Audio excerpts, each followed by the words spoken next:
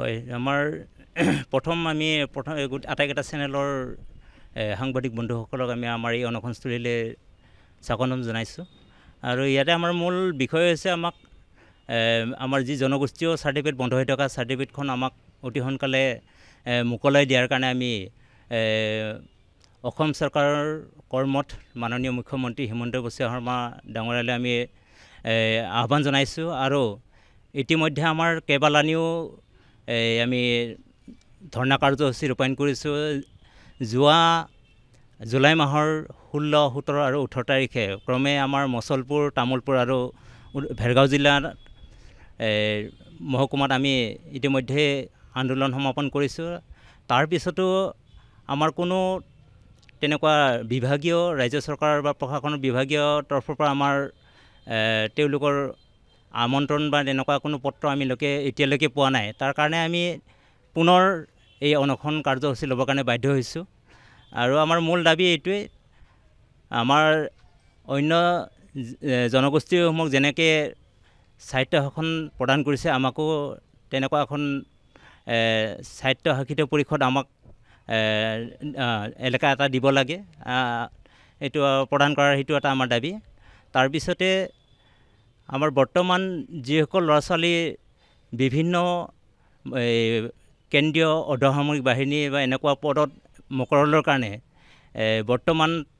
তেওঁলোকৰ অসুবিধাৰ সৃষ্টি হৈছে। কিছুমান SSCৰ যিসকল ল'ৰা ছোৱালী তেওঁলোকৰ এনেক্সাৰ্ট চাইন লাগে, এই এনেক্সাৰ্ট চাইন তেওঁলোকে পোৱা নাই বা আমাৰ যিখিনি কলেজীয়া বা স্কুলৰ ল'ৰা ছোৱালী তেওঁলোকেও বৰ্তমান স্কলাৰশ্বিপৰ সময় আৰু এডমিশ্যনৰ সময় বিভিন্ন সমস্যাৰে জৰ্জৰিত হৈ আছে। গতিকে আমাৰ এই জনগোষ্ঠীটোক বিভিন্ন প্ৰতাৰণা বঞ্চনা কৰাৰ এটা আমি পৰিলক্ষিত হৈছে। গতিকে তেওঁলোকে আমাৰ জাতিটোক কিয় এনেকুৱা কৰিছে, আমাৰ এইটো এটা তেওঁলোকক আমি প্ৰশ্ন অৱতাৰণ কৰিব বিচাৰিছোঁ। আমি আগতে হয়তো নাপালে আমাৰ ক'বলগীয়া নাছিলে, আমি আগৰ পৰা পাই আহিছোঁ। পোৱাৰ পিছত বাৰে বাৰে আমাৰ কাৰণে কিয় এনেকুৱা হৈছে, আমি এইটো এটা আমি বৰ্তমান সমস্যাখিনিক লৈ আমি ভাবিবলৈ বাধ্য হৈছোঁ। আৰু আমি 1950ৰ যিটো অৰ্ডাৰ তাতে আপোনাৰ স্পষ্টকৈ উল্লেখ আছে, তাতে ধৰ আমাৰ ক্ল'জ 5ত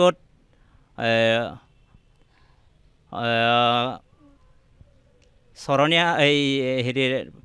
ক্ল'জ 4ত আপোনাৰ কছাৰী ইনক্লুডিং সোণোৱাল, চৰণীয়া, ঠেঙাল বুলি উল্লেখ আছিলে। মাজত আমি দেখিবলৈ পাইছোঁ এই মাজৰ যিটো শৰণীয়াৰ এইটো আমি হোৱা দেখিবলৈ পাইছোঁ আৰু ইয়াত কেনেকৈ নোহোৱা হ'ল সেইটো এই আমাৰ এটা বিচাৰ্যৰ বিষয়। গতিকে আমি এইটো পুনৰ উত্থাপন কৰিছোঁ, আমি পাই থকা চাৰ্টিফিকেটখন বাৰে বাৰে আমাৰ কাৰণে কিয় এনেকুৱা হয়, আমাৰ মাজত কিয় এনেকুৱা হৈছে, আমাৰ এইটো আমি বাৰে বাৰে কৰ্মঠ মুখ্যমন্ত্ৰী মাননীয় হিমন্ত বিশ্ব শৰ্মাদেৱক আমি এইটো তেওঁৰ হস্তক্ষেপ বিচাৰিছোঁ আৰু অতি সোনকালে আমাক এই জনজাতীয় প্ৰমাণপত্ৰখন প্ৰদান কৰাৰ কাৰণে অনুৰোধ জনাইছোঁ। ইতিমধ্যে কেইবাটাও সমষ্টিত ৰাজ্যৰ মুখ্যমন্ত্ৰীগৰাকীয়ে নিৰ্বাচনী এটা কথা উল্লেখ কৰি আছিলে যে শৰণীয়া কছাৰীসকলৰ যি দীৰ্ঘদিনীয়া সমস্যা শীঘ্ৰেই সমাধান হয়। এতিয়া ইলেকশ্যনো আহিছে, ইলেকশ্যনৰ পিছত BTC ইলেকশ্যনৰ পিছত বিধানসভা ইলেকশ্যনো হ'ব। দুটা ইলেকশ্যনৰ পূৰ্বে যদি আপোনালোকৰ সমস্যাটো সমাধান নকৰে আপোনালোকে কি স্থিতি অৱলম্বন কৰিব